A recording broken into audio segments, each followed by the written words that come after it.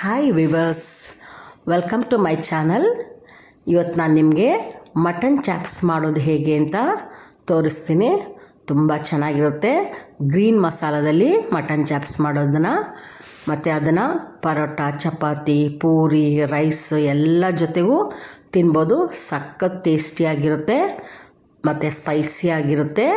ನೀವು ಒಂದು ಸಲ ಮಾಡಿ ನೋಡಿ, ಆಮೇಲೆ ನನಗೆ ರಿಸಲ್ಟ್ ಹೇಳಿ. ನೋಡಿ, ಚಾಪ್ಸ್ ರೆಡಿ ಇದೆ. ಅದು ಪೊಟೆಟೊ ಮೇಲಿರೋದು. 1 kg ಮಟನ್ ತೊಗೊಂಡಿದ್ದೀನಿ. ಆ ಮಟನ್ನ ತೊಳೆಯುವ ಮುಂಚೆ ಅದನ್ನು ಲೈಟಾಗಿ ಜಜ್ಜಿ ತೊಗೊಳ್ಬೇಕು. ಆಗ ಈ ನಾವು ಮಾಂಸ ಸಾರು ಮಾಡೋ ಪೀಸ್ ಹಂಗೆ ಸಿಗುತ್ತಲ್ಲ, ಹಂಗೆ ಸಿಗೋಲ್ಲ, ಅಗ್ಲಾಗಿ ಸಿಗುತ್ತೆ. ಜೊತೆಗೆ ಅದಕ್ಕೆ ಚೆನ್ನಾಗಿ ಮಸಾಲೆ ಹಿಡಿಯುತ್ತೆ ಮತ್ತು ಒಂಥರ ಮೆತ್ತಗೆ ಸಿಗುತ್ತೆ. ಆ ಥರ ಒಂದು ಒಳ್ಳೆ ಟೇಸ್ಟ್ ಅನಿಸುತ್ತೆ. ಆ ಥರ ಜಜ್ಜಿಬಿಟ್ಟು ಆಮೇಲೆ ತೊಳಿಬೇಕು. ತೊಳೆ ಮುಂಚೆ ಜಜ್ಜಿದ್ರೆ ಸ್ಲಿಪ್ ಆಗ್ತಾ ಇರುತ್ತೆ, ನಮಗೆ ಜಜ್ಜಕ್ಕೆ ಅದು ಸಿಗಲ್ಲ. ಹಾಗಾಗಿ ಫಸ್ಟ್ ಜಜ್ಜಿಬಿಟ್ಟು ಆಮೇಲೆ ತೊಳೀರಿ.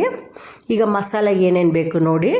ಬೆಳ್ಳುಳ್ಳಿ 5 ಬೆಳ್ಳುಳ್ಳಿ ತೊಗೊಂಡಿದ್ದೀನಿ, ಶುಂಠಿ ಮತ್ತು ಹಸಿಮೆಣಸಿನ್ಕಾಯಿ, ಕೊತ್ತಂಬರಿ ಸೊಪ್ಪು, ಅದೆರಡು ಕ್ವಾಂಟಿಟಿ ಜಾಸ್ತಿ ಇರಬೇಕು. ಪೆಪ್ಪರು, ಲವಂಗ ಒಂದು 4-5, ಮತ್ತು ಏಲಕ್ಕಿ ಒಂದು 4, ಚಕ್ಕೆ ಒಂದು 4-5 ಪೀಸ್ ತೊಗೊಂಡಿದ್ದೀನಿ. ಇದು ಗ್ರೀನ್ ಮಸಾಲ. ನಾನು ಯೂಶ್ವಲಿ ಹೇಳ್ತೀನಿ, ನಾನು ಯಾವಾಗಲೂ ರೆಡಿ ಮಾಡಿ ಇಟ್ಕೊಂಡಿರ್ತೀನಿ ಅದನ್ನು. ಮತ್ತು 3 ಟೊಮೆಟೊ, 3 ಈರುಳ್ಳಿ.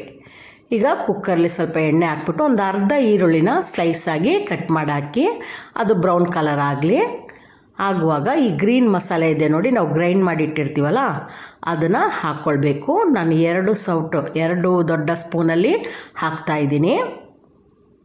ಆ ಮೆಣಸಿನ್ಕಾಯಿ ನಾವು ಹಾಕಿರ್ತೀವಿ, ಪೆಪ್ಪರ್ ಹಾಕಿರ್ತೀವಿ, ಅದರದ್ದೇ ಖಾರ. ಅದು ಗ್ರೈಂಡ್ ಮಾಡುವಾಗ ಹಾಕಿರ್ತೀವಿ. ಅದು ಚೆನ್ನಾಗಿ ಎಣ್ಣೆಯಲ್ಲಿ ಈ ಮಸಾಲೆದು ಹಸಿ ವಾಸನೆ ಹೋಗೋವರೆಗೂ ಫ್ರೈ ಮಾಡಬೇಕು.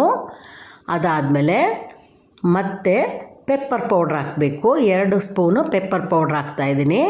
ಆಗ ಗ್ರೀನ್ಗೆ ಬ್ಲ್ಯಾಕ್ ಮಿಕ್ಸ್ ಆಗುತ್ತೆ ಕಲರು. ಆಗ ಅದೇ ಒಂಥರ ಬೇರೆ ಕಲರ್ ಬರುತ್ತೆ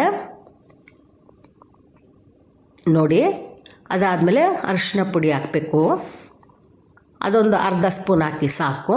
ಇದು 3 ಮತ್ತೆ ಈ ಮಸಾಲೆ ಫ್ರೈ ಆಗಬೇಕು. ಒಂದು ಒಳ್ಳೆ ಕಲರ್ ಬರುತ್ತೆ, ಒಳ್ಳೆ ಸ್ಮೆಲ್ ಬರುತ್ತೆ. ಬಿಟ್ಬಿಡಬೇಡಿ, ಸೀದೋಗುತ್ತೆ.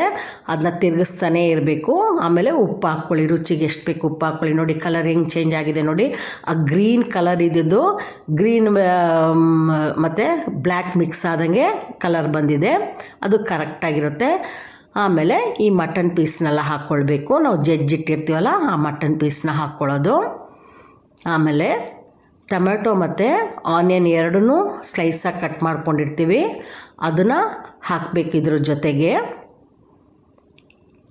ಎಲ್ಲವೂ ಜೊತೆಗೆ ಹಾಕಬೇಕು. ನೋಡಿ, ಟೊಮೆಟೊ ಮತ್ತು ಈರುಳ್ಳಿ ಹಾಕ್ತಿದ್ದೀನಿ. ನೀರು ಹಾಕ್ತಿಲ್ಲ, ಎಲ್ಲಿಯೂ ನೀರು ಹಾಕ್ತಿಲ್ಲ. ಟೊಮೊಟೊದು ಈರುಳ್ಳಿದು ರಸನೇ ಬಿಟ್ಕೊಳ್ಳುತ್ತೆ. ಉಪ್ಪು ಖಾರ ಎಲ್ಲ ಸರಿ ಇದೆಯಾ ನೋಡ್ಕೊಳ್ಳಿ. ಆಮೇಲೆ 3 ಪೊಟ್ಯಾಟೊ ತೊಗೊಂಡಿದ್ದೀನಿ. ಅದ್ರ ಸಿಪ್ಪೆ ಎಲ್ಲ ತೆಗೆದುಬಿಟ್ಟು ಆಮೇಲೆ ಅದನ್ನು ಹಾಫ್ ಕಟ್ ಮಾಡಿ ಹಿಂಗೆ ಕುಕ್ಕರ್ ಮೇಲೆ ಇಡ್ತಿದ್ದೀನಿ. ಯಾಕಂದರೆ ಒಳಗಡೆ ಮಿಕ್ಸ್ ಆದರೆ ತೆಗೆಯುವಾಗ ಪುಡಿ ಆಗಿಬಿಡುತ್ತೆ. ಮೇಲಿದ್ದರೆ ನಮಗೆ ಅದನ್ನು ತಗೊಂಡು ಸರ್ವ್ ಮಾಡಲಿಕ್ಕೆ ಚೆನ್ನಾಗಿ ಅನಿಸುತ್ತೆ. ಹಾಗಾಗಿ ಮೇಲಿಟ್ಟಿದ್ದೀನಿ. ಅದಾದಮೇಲೆ ಕುಕ್ಕರ್ನ ಕ್ಲೋಸ್ ಮಾಡ್ಕೊಳ್ಳಿ.